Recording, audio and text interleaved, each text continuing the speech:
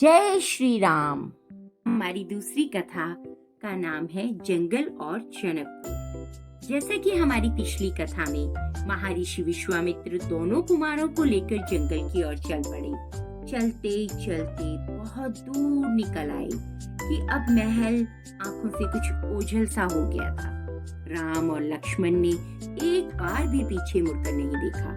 सूरज की किरणें अब धीमी पड़ने लगी थी। शाम होने को आई थी। राजकुमारों के चेहरे पर थकान का नामो निशान नहीं था। अचानक महर्षि रुके। उन्होंने आसमान पर दृष्टि डाली। चिड़ियों के झुंड अपने बसेरे की ओर लौट रहे थे। आसमान मटमैला हो गया था।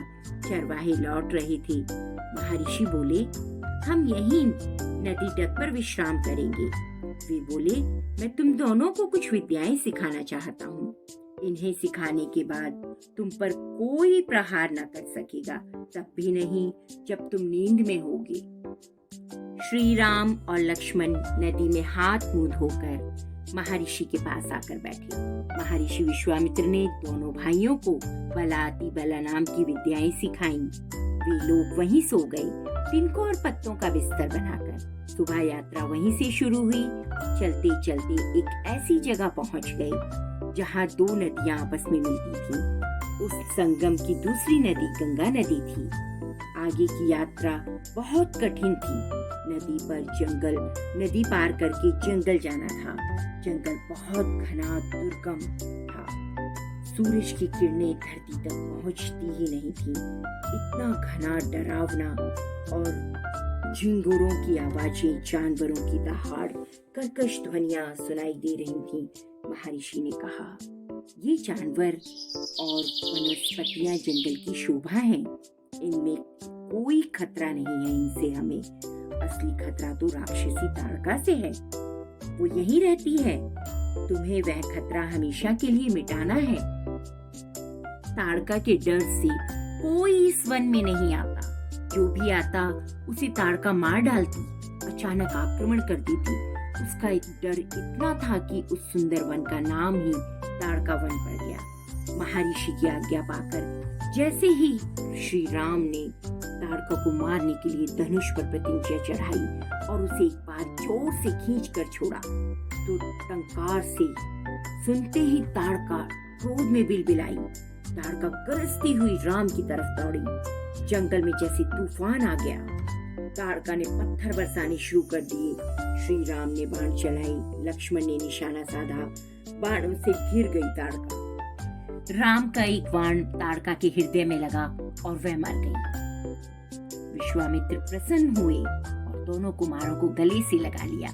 उन्होंने दोनों कुमारों से 100 नए अस्त्र शस्त्र दिए। उनका प्रयोग करने की विधि बताई। उनका महत्व बताया। ताड़का मर चुकी थी। अब जंगल का रूप बदल गया था। भयानक आवाज गायब हो चुकी थी। प्राकृतिक सौंदर्य का आनंद लेते हुए तीनों लोग सिद्धाश्रम पहुंच गए। आश्रम वासियों ने उनका अभिनंदन किया।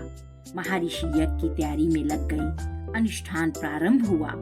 आश्रम की जिम्मेदारी राम लक्ष्मण को सौंपकर महर्षि आश्वस्त थे। वे बेफिक्र थे। अनुष्ठान अंतिम चरण पर था।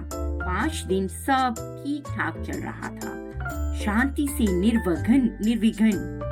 राम और लक्ष्मण ने यज्ञ पूरा होने तक ना सोने का निर्णय किया था। वे हर स्थिति के लिए तैयार थे। अनुष्ठान के अंतिम दिन सुबाहु और मारीच ने राक्षसों के दल बल के साथ हमला कर दिया।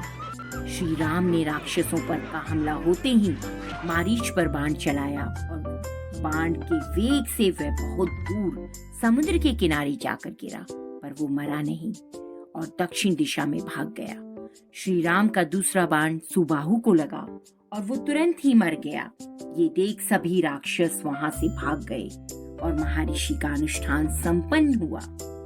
श्री राम ने महर्षि को प्रणाम करते हुए पूछा, अब हमारे लिए क्या आज्ञा है मुनिवर? महर्षि ने राम को गले लगाया और कहा, हम लोग मिथिला जाएंगे, महाराज जनक के यहाँ, विदेह राज के दरबार में। मैं चाहता हूँ कि तुम दोनों भाई मेरे साथ चलो। उनके यहाँ समारोह का आयोजन है, उसमें हिस्सा लो। महाराज के पास एक अद्भुत शिव धनुष है, तुम भी उसे देखो।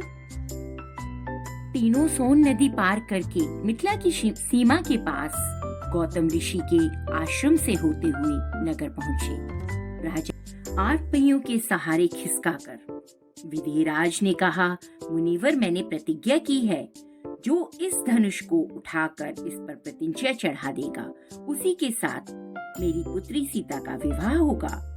अनेक राजकुमारों ने प्रयास किया, पर वे इसे हिला तक ना सके। विधेयराज को उदास देखकर विश्वामित्र ने राम से कहा, उठो वत्स और ये धनुष देखो। गुरु का संकेत मिलने पर राम ने वह विशाल धनुष सहज ही उठा लिया।